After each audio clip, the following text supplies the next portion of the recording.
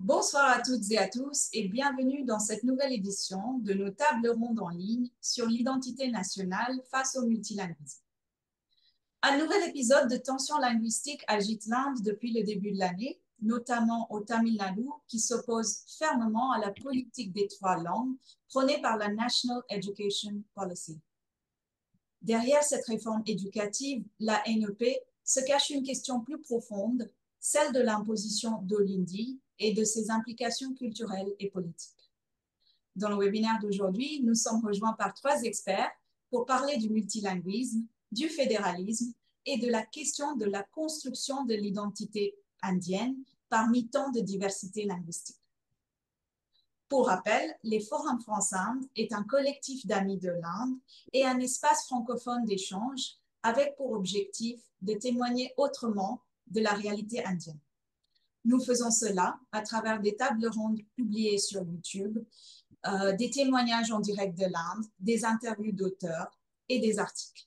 Si vous êtes intéressé, n'hésitez pas à vous abonner à la chaîne YouTube ainsi que notre newsletter. Il suffit pour cela de se connecter sur les forums au pluriel franceinde.fr.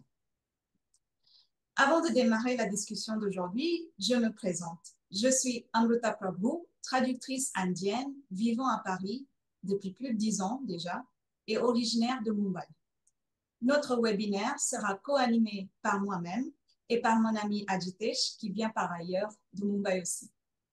Ajitesh, je te laisse te présenter et présenter nos intervenants. Merci beaucoup, Amruta. Donc, bonsoir à toutes et à tous. Je m'appelle Ajitesh Lokande. Je suis designer graphique indien, originaire de Mumbai et installé à Paris depuis 2019. Donc, aujourd'hui, nous avons le plaisir d'inviter des chercheurs et des experts pour parler de ce sujet de langue. D'abord, je vais commencer par Monsieur Olivier Dallage. Vous êtes chercheur associé à l'IRIS, spécialiste de l'Inde et de la péninsule arabique. Ex-journaliste de RFI, vous avez publié de nombreux articles de revues et une vingtaine de livres, dont on peut compter L'Inde, un géant fragile, publié en 2022, et Les Indiens et leur langue, publié en 2024.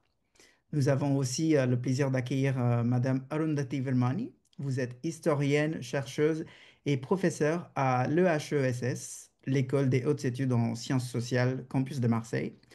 Vous publiez régulièrement dans des revues internationales et vous avez écrit plusieurs ouvrages en français, dont Un atlas historique de l'Inde, publié en 2012, et Les Indiens, publié en 2016.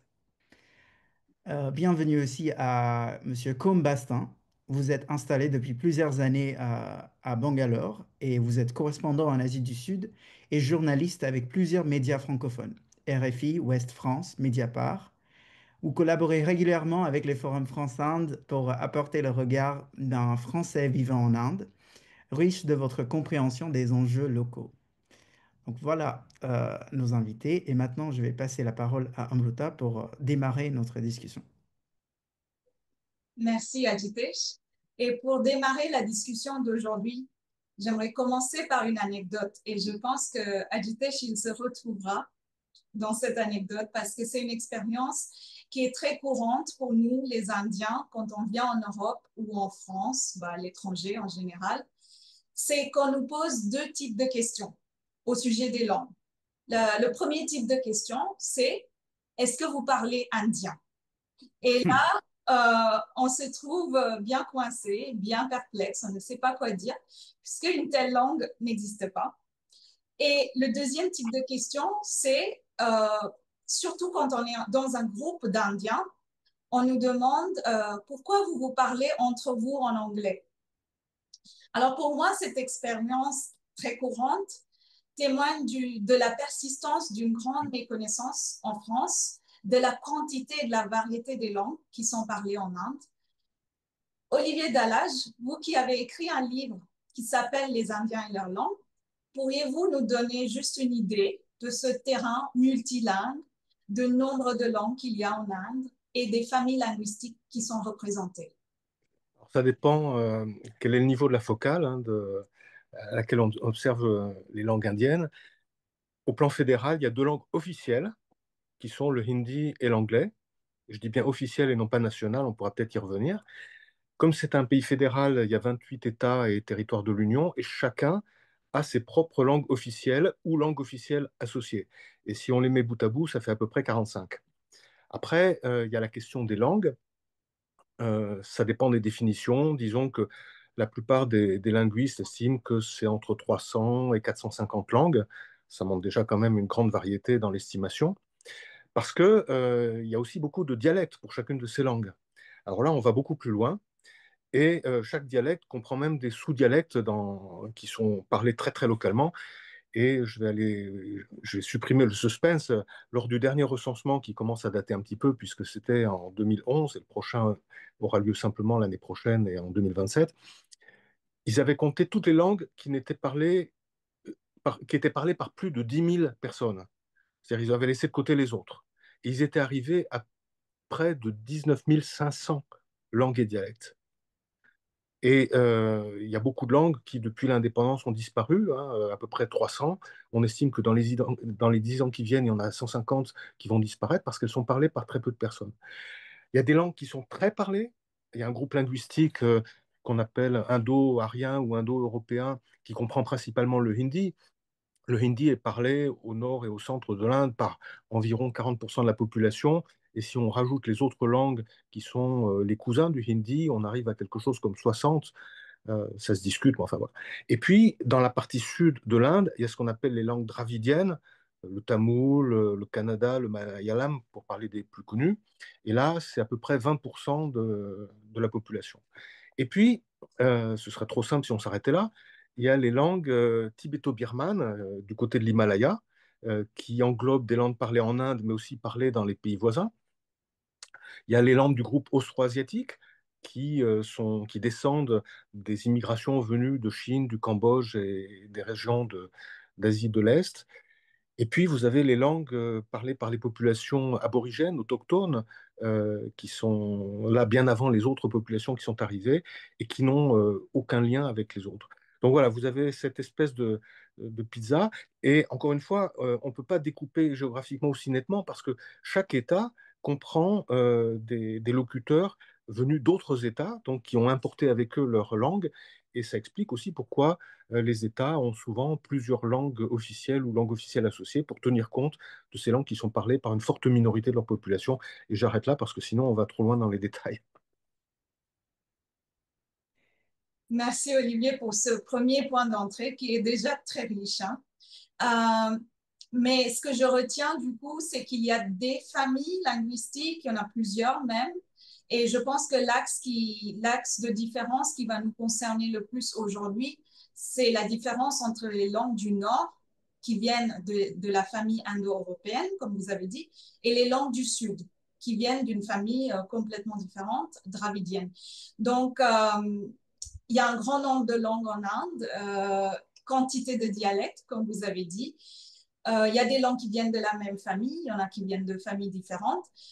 Pour nos auditeurs français qui viennent d'un tableau beaucoup plus homogène, hein, on parle une seule langue en France, est-ce que vous pourriez approfondir un peu, c'est-à-dire, est-ce qu'on peut comprendre comment ce multilinguisme se traduit dans la réalité? Quel est le degré d'intelligibilité mutuelle? Euh, Par exemple, à l'école, on va apprendre combien de langues? Ou alors, quels sont les facteurs qui influencent qu'un Indien parle telle ou telle langue? Ça dépend de l'endroit où il est né et où il grandit. Ça dépend aussi des projets de sa famille pour son avenir. Par exemple, on a vu que l'anglais, qui était la langue du colonisateur, est devenu une langue à part entière de l'Inde. D'une part, parce que ça permettait à des Indiens d'origines différentes, notamment entre le nord et le sud, les États du sud ne parlant pas les langues indo-européennes ou alors de manière très marginale, ont refusé que le hindi, qui était parlé par une forte minorité, mais pas une majorité d'Indiens, après l'indépendance, soit la langue nationale. Et donc le compromis, ça a été d'accepter l'anglais comme langue officielle pour qu'ils puissent communiquer à égalité avec le hindi.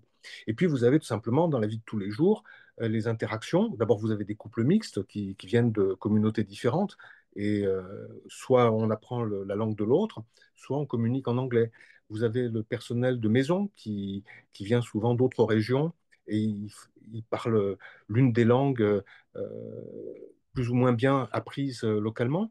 Vous avez les commerçants, vous avez les chauffeurs de taxi et de rickshaw, vous avez les collègues de bureau, vous avez le rapport avec l'administration, et puis vous avez tous ces gens-là qui se mélangent dans la journée, ce qui fait que vous devez manier plusieurs langues pour vivre tout simplement.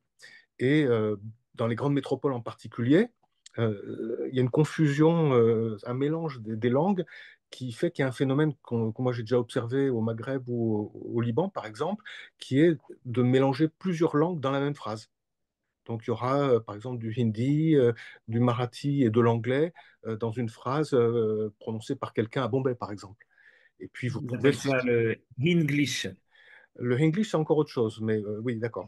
Le English, c'est une langue à part entière, en fait. C'est un métissage d'anglais et avec, comment dire, des vocables hindi. Mais un très bon exemple, Olivier, de ce que vous dites, c'est la chanson Jalebi Baby, qui mélange le punjabi, le hindi, l'anglais, et c'est extrêmement drôle et très populaire. Et les titres de films sont souvent ça. Moi, je pense à Jab We Met, et il y en a plein d'autres. Oui. Et je pense qu'à Jitesh, il pourra témoigner aussi qu'à Bombay, on parle un Oui, Bombaya, qui est un mélange de Marathi, Hindi, anglais et oui. Gujarati. Rien quand on parle avec un blota, mon conjoint et mes amis sont toujours confus. Mais pourquoi j'entends des mots d'anglais de temps en temps, mais je comprends pas tout. C'est vraiment un beau mélange. Mais ce que je vois dans ce que vous venez de dire, Olivier, j'aimerais ajouter ça aussi, que chaque langue est associée à un contexte particulier. C'est-à-dire que on parle plusieurs langues, mais on les parle pas dans la même situation ou dans le même endroit. Exactement. Ou alors dans le même endroit, mais pas avec les mêmes personnes. Oui, donc il y a un aspect sociologique associé à chaque langue et un aspect de classe aussi peut-être. Il y a bien entendu un aspect de classe. Dire que la question des classes se pose pas en Inde, ce serait passer à côté d'un sujet important. Mais aussi, c'est très pratique, c'est-à-dire que l'objectif, c'est de se faire comprendre et d'être compris. Donc, si on ne peut pas le faire en parlant une langue, je dirais, pure, intègre, homogène, eh bien, on va le faire en mélangeant, en utilisant les mots qui sont compris par les autres.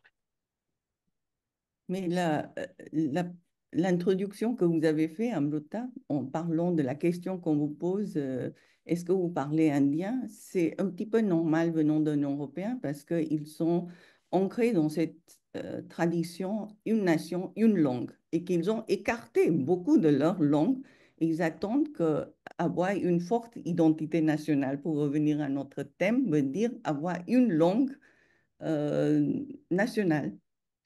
Et c'est ça tout le problème que nous confrontons en Inde, d'accepter qu'une nation est multilingue et que ces langues sont, comme il y a un proverbe, un aphorisme très populaire en Inde qui dit Kos kos par badle pani, char kos par bani. Ça veut dire la langue parlée en Inde change tous les quelques kilomètres, comme l'eau, comme le goût de l'eau.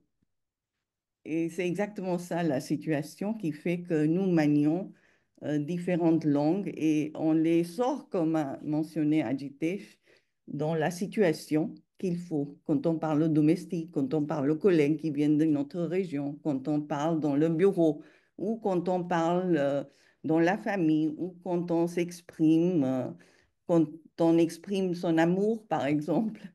Et donc, on a tendance à varier les mots, on les prend de différentes sources. C'est très joli l'expression que vous nous avez rappelée. Ça faisait des années que je n'avais pas entendu, mais effectivement, je pense que cette expression, ça renvoie aussi à une sorte de fierté nationale autour de cette richesse linguistique.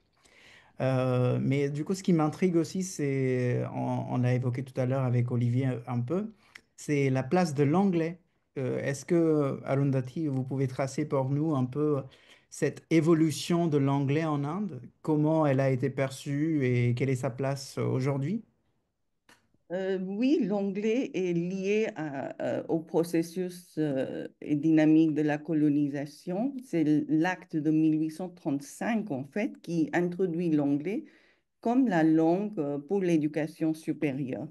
Et ça met fin à un courant orientaliste qui était aussi bien représenté par les Anglais et qui disait, oui, non, le sanskrit et des langues anciennes, le persan sont des langues extrêmement sophistiquées et riches.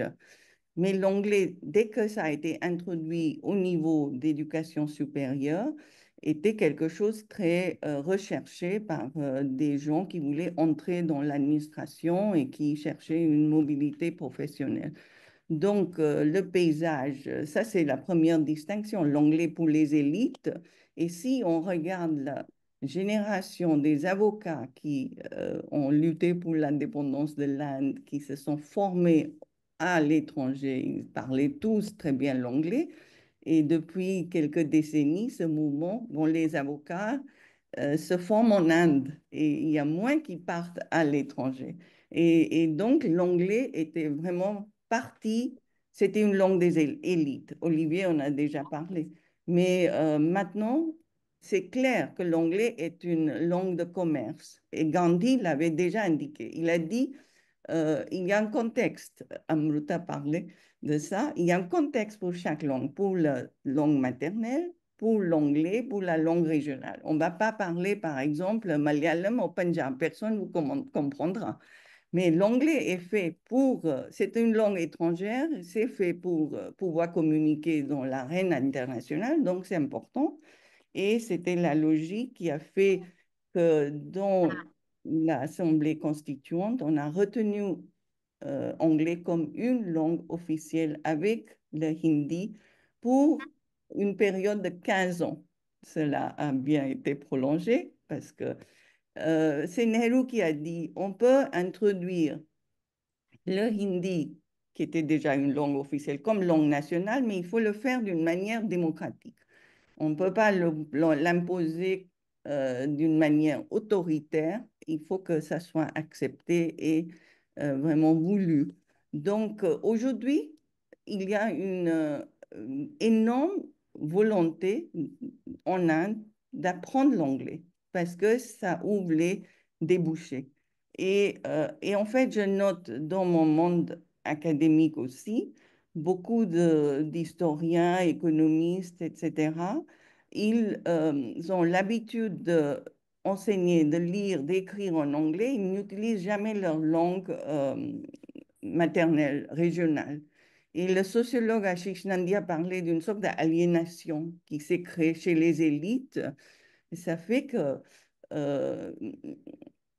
ils ne s'expriment plus dans leur langue. Ils parlent un petit peu. Ils vont utiliser pour parler aux domestiques.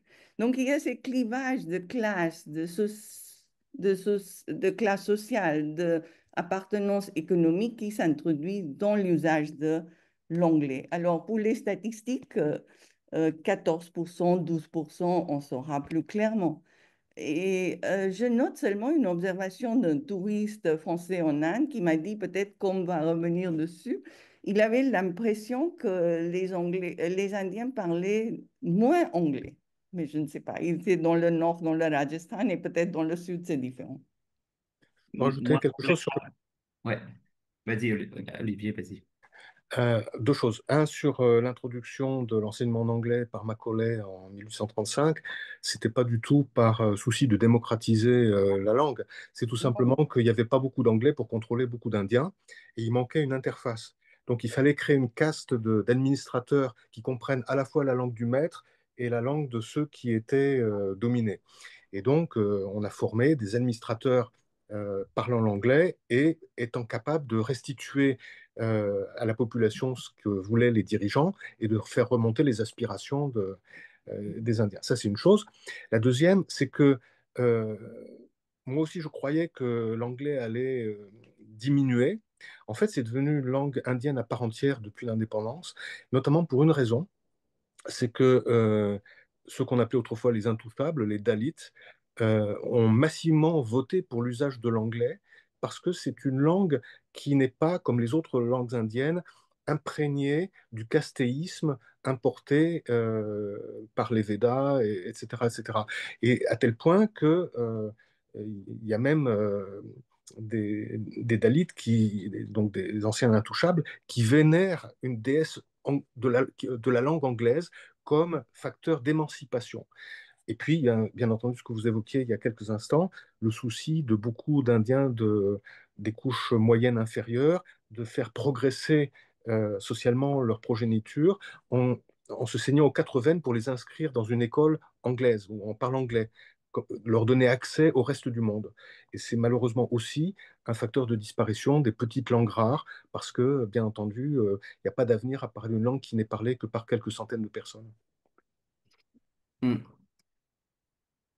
Oui, bah alors pour répondre, je ne suis pas en Inde depuis assez longtemps pour commenter sur cette remarque du touriste que les Indiens parleraient moins anglais. C'est quand même pas mon sentiment. En tant que voilà, Français journaliste qui vit sur place, ce qui est intéressant, c'est le rapport un peu schizophrénique que l'Inde peut entretenir avec l'anglais, avec aussi des divisions géographiques comme on l'a évoqué, mais aussi des questions de contexte. Donc, bon, depuis l'arrivée de Narendra Modi, il y a cette idée qu'il faut décoloniser les esprits et donc que la langue anglaise, qui est celle du colonisateur, doit reculer au profit de l'hindi. Et moi, je vois, bah voilà, en février dernier, Amit Shah qui a affirmé que ceux qui parlaient anglais en Inde se sentiront bientôt honteux, des choses comme ça. Mais en même temps, l'Inde, comme le disait Olivier, c'est aujourd'hui le premier pays d'origine de la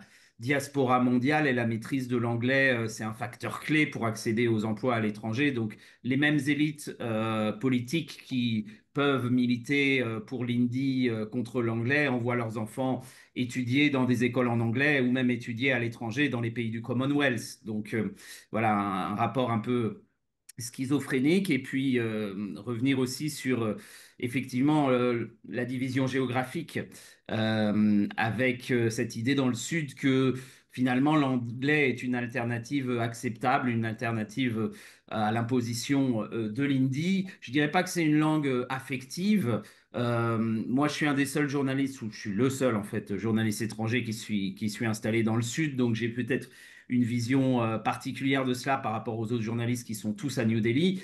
Je dirais que dans le Sud, c'est pas une langue affective, mais c'est une langue outil qui permet voilà, aux locuteurs qui parlent tamoul, qui parlent kannada, qui parlent malayalam, de naviguer dans cette Inde fédérale sans passer par l'hindi, qui est une langue qui est vue comme maudite dans le Sud, mais on aura l'occasion d'en reparler plus tard, je crois. Et merci à tous les trois pour les apports du Nord, du Sud et un peu de la France aussi, hein. Avec cet éclairage de base posé, on va rentrer dans le vif du sujet et je vais poser des questions plus terre à terre. Je pense, Olivier, vous pourrez répondre à cette question. Pourriez-vous nous dire comment cette diversité linguistique, vous l'avez évoqué un peu, hein, mais comment elle est gérée au niveau de la Constitution de l'Inde, dans les textes de fondement de la République? Euh, que signifie le terme langue officielle en Inde? Combien y a-t-il de langues officielles? Et est-ce qu'il y a vraiment de langues nationales?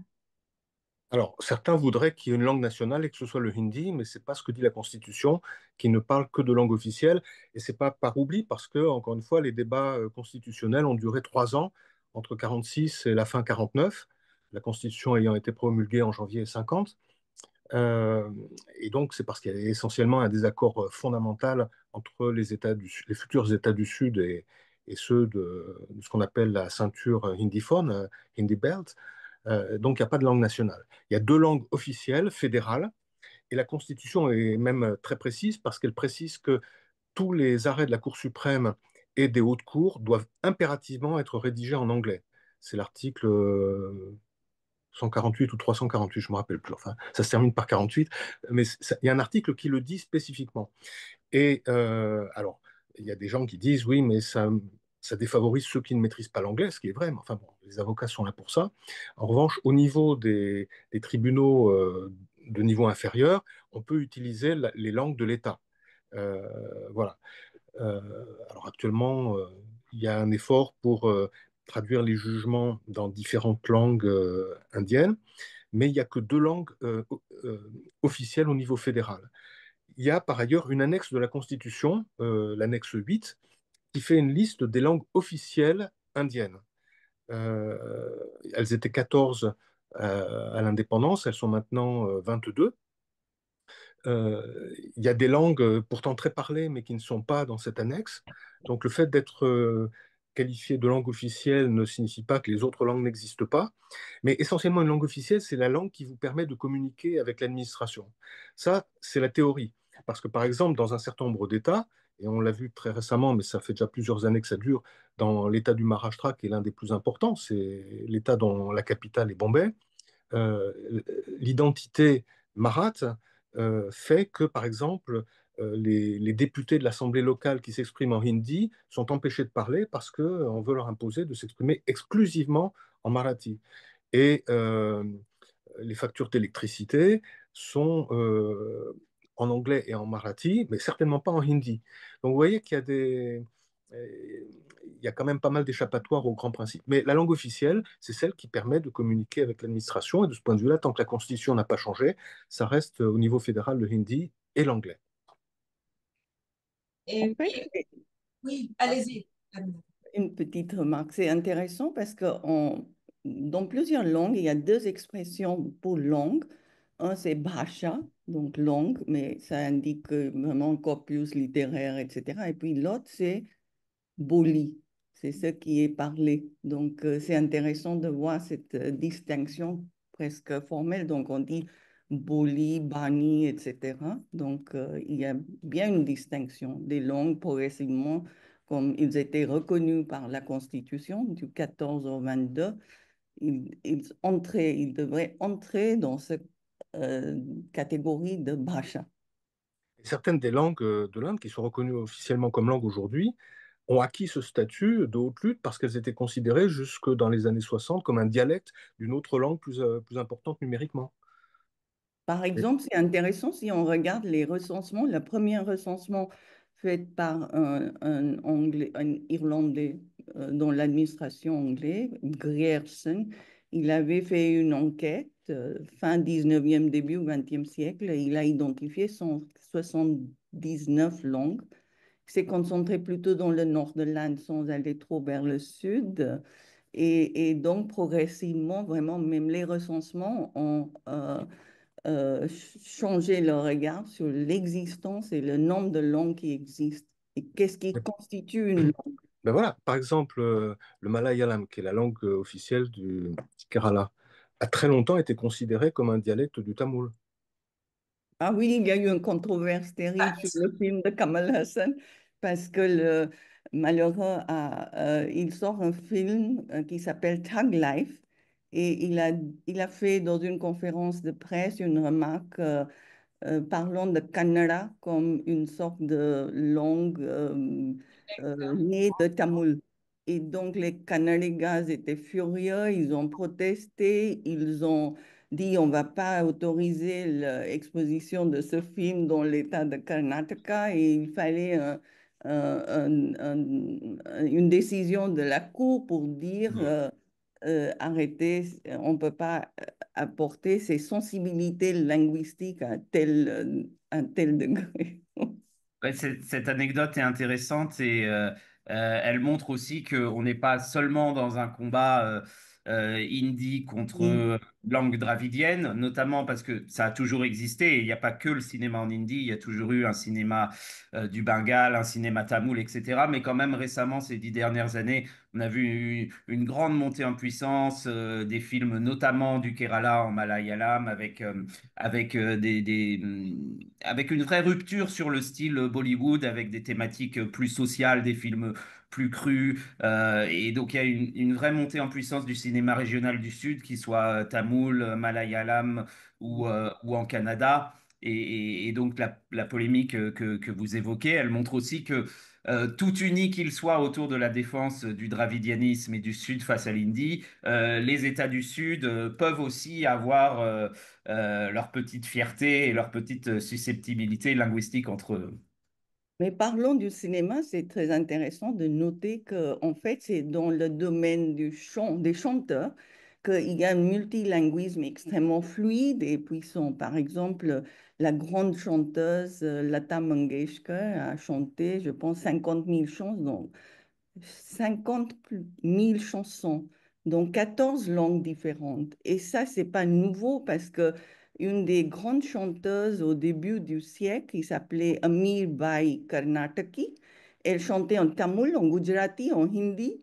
Et elle chantait des hymnes aussi bien que les chansons de films. Et l'hymne qu'elle chantait en gujarati est le favori de Gandhi, qui détestait le cinéma, était furieusement hostile à ce médium.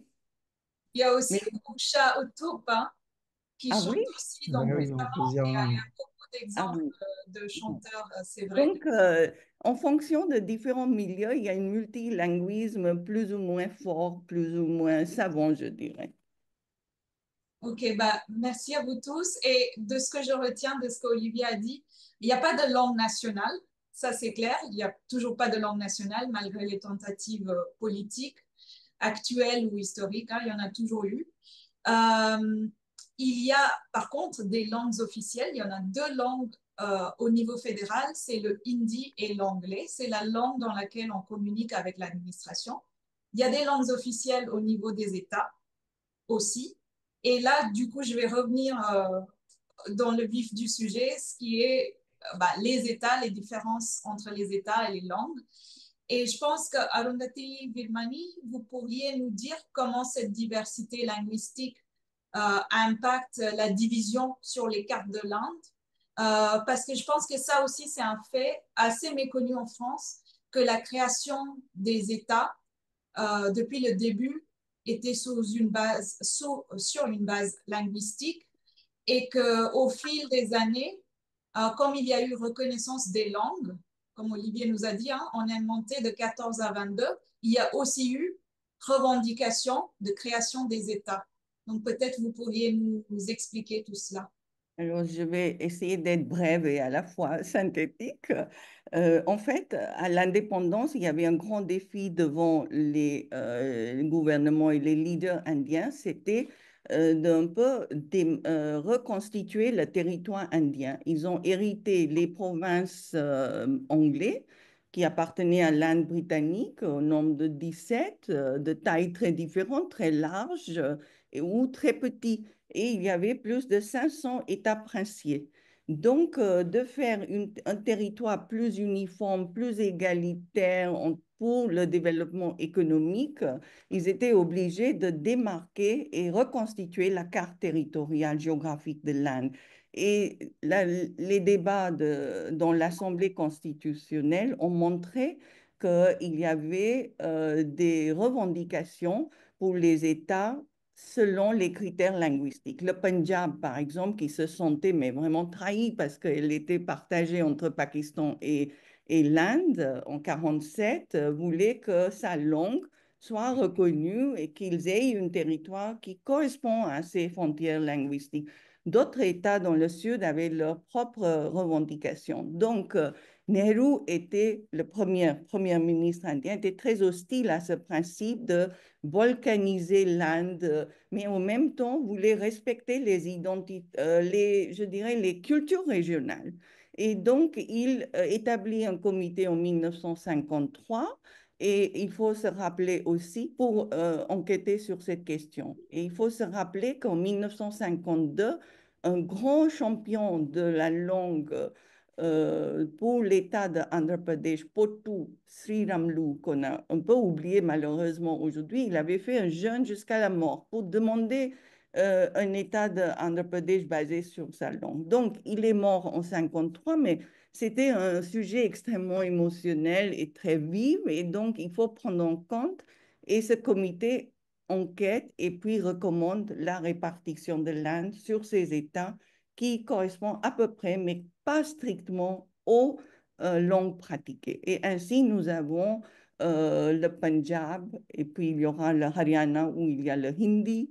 Nous aurons la répartition du nord de l'Inde en différents États, mais qui parlent grosso modo hindi. Puis dans le sud surtout, et dans le nord-est, il y a ces États qui se démarquent progressivement. Et c'est ainsi que vous voyez la carte linguistique de l'Inde avec de plus en plus de demandes très fortes et basées sur des manifestations très vives pour la reconnaissance de leur langue, qui est considérée comme vraiment, il y a une décision d'un cours à propos de film de Kamal Hassan qui a dit il y a trois éléments qui sont très importants pour les gens, c'est la terre, c'est l'eau et c'est la langue. Et si on remonte dans le passé, Max Muller a dit quelque chose de semblable. Il a dit le son est plus épais que l'eau, mais encore plus fort, le lien entre les gens, c'est la langue. Donc, on comprend un petit peu cette complexité historique qui est derrière les événements actuels en Inde, la lutte pour le Marathi en Maharashtra et cette Maharashtra qui a été séparée dans la présidence de Bombay de Gujarat. Gujarat basé sur le Gujarati et puis Marathi. Donc, il Avec y a une grosse bagarre pour la possession de Bombay, qui était une ville cosmopolite où il y avait à l'époque probablement autant de locuteurs gujaratis que de locuteurs marathis, peut-être même oui, davantage. oui.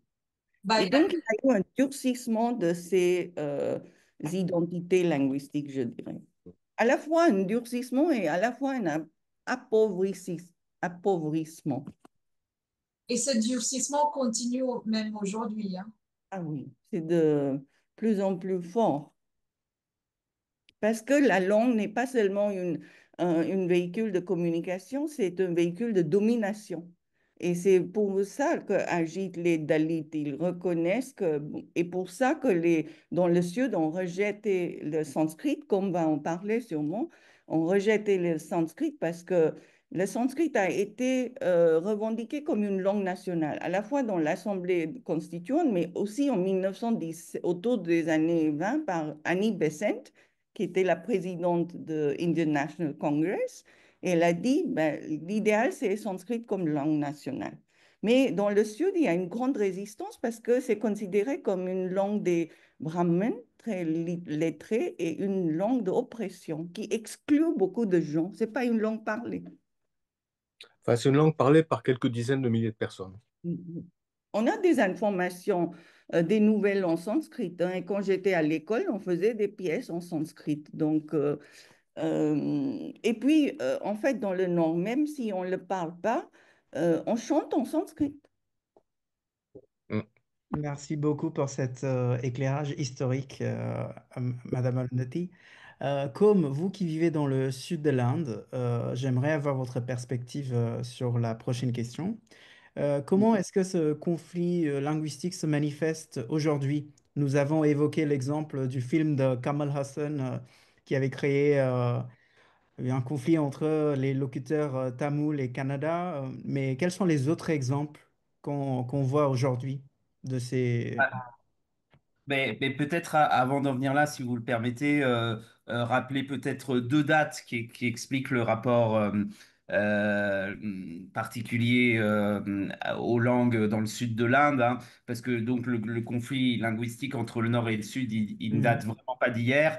La première, c'est 1937, quand il y a l'introduction du hindi comme langue obligatoire dans les écoles de la présidence de Madras. Donc à l'époque, la présidence de Madras englobe quasiment tous les États du Sud qu'on connaît aujourd'hui, et ça va créer une très forte résistance, notamment par le philosophe rationaliste Périllard, qui était aussi un militant anti-caste et qui promeut une société, hein, on va dire, vous l'avez dit, affranchie des hiérarchies brahmaniques, de la domination religieuse qui est associée au Nord. Lui-même était un athée. Il a même, d'ailleurs, même milité un moment pour l'indépendance du sud de l'Inde, qui est une question qui est devenue secondaire maintenant, mais on en est arrivé là. Et puis la date de 1965, qui est en fait la fin de la période où on s'était entendu pour que l'anglais et l'hindi cohabitent comme langue officielle de l'Union, avec à l'époque le parti du Congrès qui porte le projet d'en finir avec l'anglais pour faire de l'hindi l'unique langue officielle de l'Union. Donc comme quoi, il n'y a rien de si nouveau non plus avec ce dont on parle avec le BJP aujourd'hui. Et ça va provoquer des manifestations immenses. Il y a même des étudiants qui vont s'immoler et ça va vraiment marquer l'imaginaire politique et linguistique du sud de l'Inde. Et à la suite de tout ça, donc, on va avoir la fondation du parti Dravidya Munnetra Kagazam, le DMK, donc, qui arrivera au pouvoir en 1967 dans le Tamil Nadu. Et pour en venir à aujourd'hui, il a depuis été au pouvoir sans discontinuité, alors avec un autre parti qui s'appelle le AIDMK, mais qui est aussi un parti dravidien. Il a été au pouvoir sans discontinuer depuis au Tamil Nadu. Et c'est sans doute une des raisons pour lesquelles le BJP, malgré beaucoup d'efforts, n'arrive pas encore à s'implanter dans le Tamil Nadu, qui est pourtant un poids lourd sur le plan économique et un État dont il aimerait bien s'emparer dans le sud de l'Inde. Et en fait, ce qui est intéressant, c'est que, voilà, on parle de langue, mais on voit que dans le sud, dès le départ, le combat contre l'hindi, c'est pas le combat contre une langue, simplement, c'est le symbole d'une rupture plus large parce que l'hindi est associé au sanskrit, au brahmanisme, au caste, au poids écrasant d'une certaine vision de l'hindouisme. Bref, en fait, l'hindi est plus le symbole d'un régime sociétal qu'une simple langue. Et ça, alors dans le Sud, on en a des exemples, on en a, moi, en tant que journaliste, j'en ai tout le temps, hein. Récemment, dans le Tamil Nadu, il y a eu des manifestations où des militants du parti DMK sont allés dans différentes gares de train du Tamil Nadu pour effacer, littéralement recouvrir de noir le nom des stations qui étaient marquées en hindi pour laisser seulement le nom des stations en tamoul et en anglais. Et même au Maharashtra, qui est un État contrôlé par une coalition où le BJP est présent, ils ont dû reculer cette année sur un décret qui rendait l'hindi obligatoire dans les écoles parce qu'il y a eu une levée de boucliers de la part de partis régionaux nationalistes qui défendent le marathi. Voilà. Oui, ça fait partie de la fameuse National Education Policy, qui est une Ouais, on va en politique parler après. linguistique d'éducation appliquée au niveau national. Donc justement, peut-être on va pouvoir passer dans la séquence 3 avec ce sujet, c'est de savoir quelle est la politique d'éducation concernant les langues en Inde. À quel âge les Indiens apprennent quelle langue et est-ce que c'est pareil partout? Comment ça fonctionne, l'apprentissage Alors, des langues? on parlait de cette politique des trois langues. Il faut savoir quand même que, comme l'Inde est un État fédéral, comme aux États-Unis, mais même en France, qui n'est pas un État fédéral, les compétences ne sont pas les mêmes. C'est-à-dire que, il y a des compétences fédérales, notamment au niveau des instituts de haut niveau pour les ingénieurs et certaines grandes universités, et le reste relève des États. Et donc, il y a encore une fois, dans ce que disait Côme tout à l'heure, tout ça était vrai. Il y a aussi quand même une lutte pour la préservation de l'autonomie et de la responsabilité locale face à l'imposition par des politiciens qui sont très loin, qui commandent tout de délit. Donc tout ça se Oui, superpose. Et mm. Aussi si on deux parle combats, des visions de. Oui, je suis d'accord, Olivier. À travers le combat contre l'Indie, il y a le combat entre une Inde plus fédérale, avec plus de pouvoir aux États, et une Inde plus centralisée. Oui, enfin, quand Narendra Modi était à la tête du gouvernement de Gujarat, il n'était pas contre un fédéralisme qui donne beaucoup de pouvoir aux États. Maintenant qu'il est à Ah, Delhi, il a une certainement. approche beaucoup plus centralisée. Voilà. Donc, de ce point de vue-là, il est le digne continuateur d'Indira Gandhi, qui était très centralisatrice, bien qu'il ne soit pas du même parti. Et donc, si on parle de la politique des trois langues, dans la Hindi Belt, souvent, c'est seulement deux langues, parce qu'ils ne s'embêtent pas à apprendre une troisième langue, puisqu'il y a déjà le hindi. Donc, ils Hmm. considèrent qu'ils ont à la fois la langue nationale et la langue locale, donc ils vont juste apprendre une deuxième langue. En revanche, dans d'autres États où le hindi n'est pas la langue officielle, naturelle, courante, pratiquée, la question des trois langues se pose, et pas seulement dans les États du Sud. Et c'est l'exemple que tu donnais tout à l'heure sur le Maharashtra, où en effet, il y a quelques jours, le gouvernement dirigé par le BJP a dû faire marche arrière face à la coalition de l'opposition du Congrès, de partis nationalistes et aussi des partis nationaux marathis qui sont très puissants au Maharashtra. Donc, ce n'est pas juste une affaire nord-sud, mais ça renvoie à l'identité locale d'un pays qui est foncièrement pluraliste dans ses composantes ethniques et linguistiques. Et juste pour qu'on comprenne bien, la National Education Policy, donc la politique des trois langues, elle a toujours existé, c'est bien ça, mais que les États avaient le droit de choisir, c'est bien, et c'est ça qui a changé récemment. Comme Je pense qu'il faut distinguer la politique des trois langues, qui, elle, remonte, je pense, aux années 60 ou 70, et qui est l'idée que on va apprendre l'hindi, l'anglais et la langue régionale, même si, comme l'a dit Olivier, dans les faits, il y avait une certaine souplesse. Dans le Nord, on pouvait faire seulement hindi-anglais.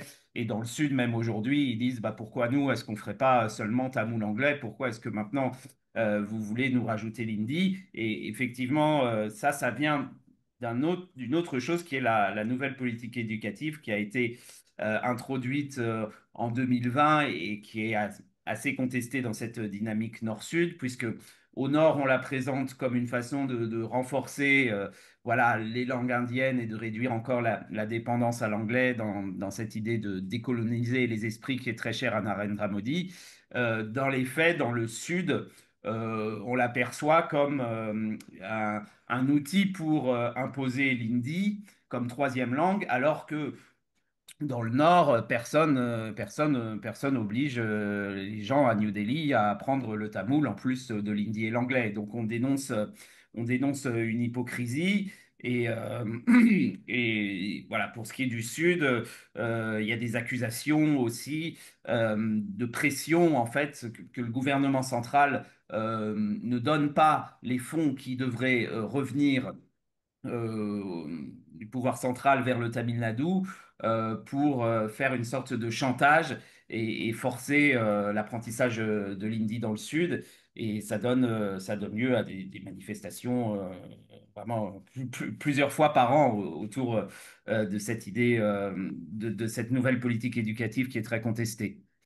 Euh, voilà, et c'est pas seulement le Tamil Nadu, hein, le Kerala et le Karnataka ont eux aussi exprimé leur désaccord à plusieurs reprises et rappelé que le droit de parler leur langue, le Malayalam ou le Kannada, était un droit constitutionnel, que l'anglais leur était plus utile pour l'émancipation et pour l'international, et qu'ils ne se laisseraient pas imposer l'hindi comme troisième langue. oui, et comme tu dis, enfin, comme vous dites, euh, il y a aussi cette question de culture derrière, parce que le sanskrit est une langue ancienne, bon, bien sûr brahman, etc. Mais le tamoul est tout autant, même plus ancienne que le Oh ouais, sanskrit.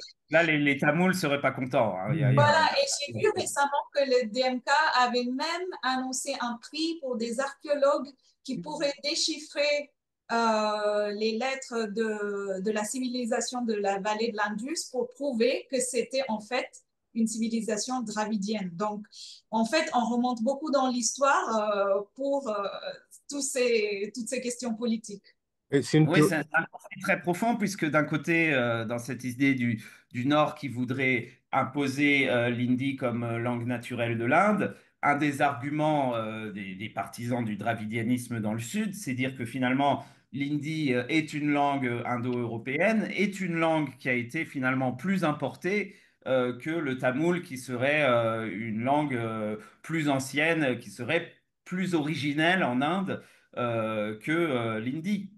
Mais de Donc, toute façon, les langues dravidiennes, euh, on dit que c'est les langues du Sud, mais il y a des poches dravidiennes au Pakistan, au Gujarat, qui laissent penser fortement que il y a eu, dans un passé assez lointain, euh, une extension importante de la langue dravidienne et que l'arrivée de ceux qu'on a appelés les Aryens, qui s'appelaient eux-mêmes les Aryens, il y a 2500 ans environ, s'est faite avec un métissage avec les femmes qui habitaient là et qui continuaient de parler une langue dravidienne. Ça explique d'ailleurs que ça pourrait expliquer, et il y a beaucoup de linguistes qui le pensent, que la structure grammaticale des langues indo-européennes soit la même que celle des langues dravidiennes, avec sujet, objet et verbe à la fin. Parce que le substrat dravidien serait resté, tandis que le vocabulaire aurait été apporté par ceux qui répandaient les Védas, etc. De la même façon que les missionnaires brahmanes qui sont allés dans le sud, provoquant cette réaction anti-brahmanique, ont fait que beaucoup de mots sanscrits sont aujourd'hui présents dans les langues dravidiennes, qui, elles, ne sont pas originaires du sanskrit, c'est une certitude. Donc voilà, il ne faut pas s'imaginer que ces langues se sont développées en isolement total les unes par rapport aux autres. Je voudrais juste dire qu'en fait, il y a deux logiques qui tirent dans des directions opposées. Il y a la logique de projet national qui veut vraiment affirmer dans le contexte géopolitique actuel davantage l'Inde comme une nation très forte, très développée, et pour cela avoir tous les éléments qui caractérisent une nation très forte, une langue nationale. Et donc, ça, c'est la logique des gouvernements. L'autre logique, c'est les logiques des États, des fédérations qui sont soucieux de conserver leur identité régionale, leur culture régionale dans toutes ses formes et qu'ils définissent parfois pour des logiques politistes, parfois d'autres logiques contre la nation. Donc, le dilemme, c'est comment réconcilier. C'est un dilemme qui n'est pas nouveau et qui s'est déjà apparu dès le début du XXe siècle. Et en fait, j'aimerais rappeler aussi que quand Gandhi était à la recherche de tous ces symboles qui marqueraient une nation forte, un drapeau national qui était aussi très compliqué dans son élaboration, une langue nationale, il y avait des Gandhiens qui ont établi des associations qui ont beaucoup travaillé dans le Sud pour la propagation de Hindi. Et ça n'a pas réussi. Ça veut dire que jusque dans les années 1930 déjà, il y a un reversement de cette tendance. Mais c'est important de rappeler cette tension qui est toujours présente entre ces deux logiques. Mais dans cette compétition à l'ancienneté, bon, même Narendra Modi reconnaît que le tamoul est la langue la plus ancienne de l'Inde. Je l'ai entendu de mes propres oreilles le dire à la communauté indienne à Paris quand il est venu le 14 juillet 2023. Euh, on va rechercher des supports archéologiques avec des inscriptions gravées dans la roche, etc. Mais c'est oublier qu'une langue existe avant d'être écrite. L'écriture arrive très tard dans le développement d'une langue. Donc, il est impossible de dater au carbone 14 ou par je ne sais pas quel autre artifice scientifique une langue qui ne laisse pas de traces écrites. Et ces langues elles-mêmes, elles ont évolué. Donc, quand on parle de l'ancienneté d'une langue, on parle de quoi? De la langue telle qu'on la connaît aujourd'hui ou de la langue ancêtre de la langue, la proto-langue qui a précédé cet ancêtre, etc. Et au bout du compte, on sait qu'il s'est passé des choses, mais on n'en a pas les traces perceptibles. Et ça explique pourquoi, très certainement, cette rivalité va se poursuivre, parce que personne ne pourra apporter un argument décisif disant que cette langue est définitivement la plus ancienne de la région. On manque de temps aujourd'hui, mais je vais juste poser une dernière question ouverte à tous qui veulent répondre. C'est que, bien sûr, Olivier, il nous a parlé de tamoul, hein, du substrat tamoul et de tous ces mouvements historiques qui ont amené des langues en Inde.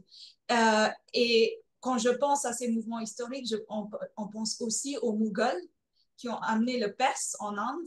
Et aujourd'hui, on voit un exemple d'un conflit qui naît de ça, c'est l'instrumentalisation de l'hindi et l'ourdou, parce qu'il y a de plus en plus un effort, une tentative de sanskritiser le hindi de la part du gouvernement, et les tentatives de peindre l'ourdou comme une langue étrangère, donc à des fins politiques, bien sûr.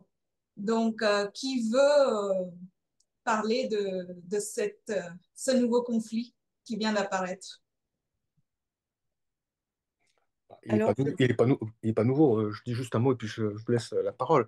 Mais c'est vrai que dans le climat actuel marqué par un fort nationalisme hindou, tout ce qui apparaît comme étant rattaché à l'islam doit être marginalisé. Or, c'est oublier que l'ourdou n'est pas la langue des musulmans, c'est la langue des Indiens.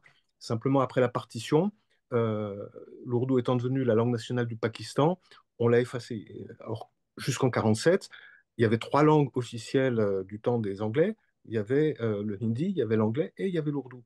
Et l'ourdou, comme l'hindi, en fait, c'est les frères jumeaux venus de l'Hindoustani, qui était la langue que parlait tout le monde, tous ceux qui ne parlaient pas le perse, le persan, qui était en usage à la cour. Donc, aujourd'hui, dire que l'ourdou, c'est une langue étrangère, c'est d'abord oublier qu'il y a plus de personnes qui parlent ourdou en Inde qu'il n'y en a au Pakistan. Ça, c'est une chose. Que les plus grands poètes indiens se sont souvent exprimés en ourdou et que même un premier ministre du BJP comme Vajpayee, parfois faisait des citations en ourdou au Parlement. non, effectivement, ça fait partie d'une culture, surtout dans le nord de l'Inde. Et j'aimerais, enfin, si on regarde les films anciens, parlons de cinéma, on voit que le langage est imprégné de ourdou et des expressions qui viennent de la culture persane. Mais je voudrais attirer votre attention à une récente décision de la Cour suprême qui est Vashatai versus State of Maharashtra et c'est une décision de 2022. Et en fait, la Cour suprême a autorisé l'usage de Urdu sur les signaux municipaux. Et ils ont affirmé que les gouvernements locaux ont droit d'utiliser les langues qui sont familières et connues de leur population. Donc ça, c'est en réponse à des protestations et décisions de municipalités de ne pas utiliser le ourdou. Donc, il y a quelques décisions de la Cour suprême qui sont intéressantes parce qu'ils affirment qu'on devrait vraiment ne pas imposer des langues d'une manière coercitive. Dans un pays comme l'Inde, où les décisions de la Cour suprême ont quand même un certain poids encore, c'est intéressant de noter qu'une idée de sécularisme linguistique est maintenue. Et Olivier parlait des poètes, évidemment, Kabir, ou des poètes musulmans qui ont d'ailleurs pu chanter des choses ou écrire sur l'hindouisme et qui sont dévalorisés aujourd'hui. On pourrait aussi parler de la musique hindoustanie, qui,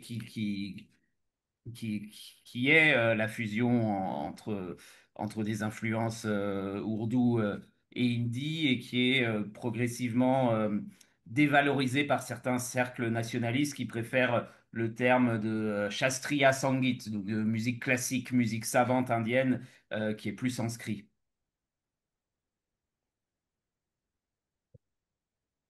Bon, je pense qu'à ce point, nous pouvons arriver à notre conclusion. Donc, c'était assez enrichissant. Il y a des choses que même moi, je ne connaissais pas sur les langues en Inde que j'ai appris aujourd'hui. Donc, merci pour vos éclairages et témoignages. Juste pour résumer ce qu'on vient de discuter, donc le multilinguisme est un fait ancien de l'environnement culturel indien que le peuple n'a jamais cherché à remettre en cause. Et aux différentes époques de l'histoire, plusieurs langues ont coexisté. Et que aussi la réussite du multilinguisme indien est due au fait d'un contexte où les enfants sont exposés très tôt à plusieurs langues. Moi-même, j'en ai fait la preuve vivant à Mumbai, où j'ai tout de suite été exposé à trois langues en même temps. Et que les tensions d'ordre linguistique historique actuelles proviennent souvent d'une volonté centralisatrice. Elle montre que l'attitude laissée aux États est préférable pour gérer la diversité, car la langue est un signe identitaire fort.